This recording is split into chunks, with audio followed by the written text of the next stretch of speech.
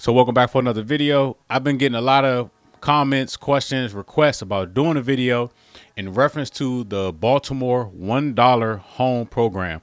The name of the program is actually the fixed price program. Now, this program has been around for years, but I just wanted to just talk about this as a real estate agent in the DC, Maryland area. And I've also been an investor in Baltimore.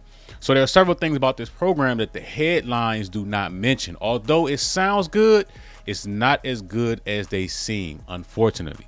Now, with this program, if you are someone that wants to purchase a home for $1, you have to, number one, live in this home for 5 years. 2, you have to show a rehab budget of $94,000 and higher. Now, I know a lot of people are thinking, hey, where can I get the cash for something like this and be able to live in it? Well, they have something called an FHA 203K loan, which you can use for a property like this. Okay. Now, if you are an investor or a developer, you cannot buy these homes for $1. You can buy them for $3,000. And again, you have to show that you have the money to rehabilitate these properties. Okay. Now, let me get to the next thing, and I understand people are really, really excited. There are a reason why these homes are $1. Okay. When I first moved close to Baltimore and was starting my real estate career early on, almost 10 years ago, in Baltimore, you could buy homes for $200, $500, $1,000, $1,500. There was a reason for that. And I was uneducated, as to why they were that cheap. I was uneducated as to the actual real estate market in Baltimore. And I went on a buying spree and I started buying a bunch of homes in Baltimore, a lot of them, just because they were cheap via Oxon.com. If I don't know if anybody remembers those days. So what ended up happening was after I purchased, 10 or so properties, I started getting fines in the mail, thousands of dollars every month. There was a reason for that. Okay. So just to give you an example, if you buy a home, let's just say you're a developer or even if you're just someone just buying it, and there's a board up on your door or a window and somebody pulls that board off, the city is then going to charge you $250 to put that board back up. And mind you, there's no way for you to know because this home is boarded up. So you're going to get a ticket in the mail for $250. And then if somebody comes in, does it again, you're going to get another ticket because the city will put the board back up. And this is revenue for them. So when people see these homes for $1, they get excited like, yes, I can get real estate. There's a reason for that. Okay. These aren't the best neighborhoods. You're not going to get a home for $1 in $1 million neighborhood. It's not going to happen. Okay. There are a reason they're $1. Okay. And, face value, it sounds good, but when you actually try to bring it into fruition and do something with it, it's a lot harder than it seems.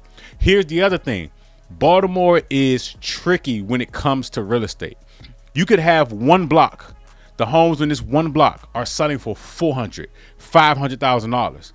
10, 15, 20 feet away on the next block, $20,000, right? So people that are from Baltimore and people that understand the Baltimore market understand this. Okay.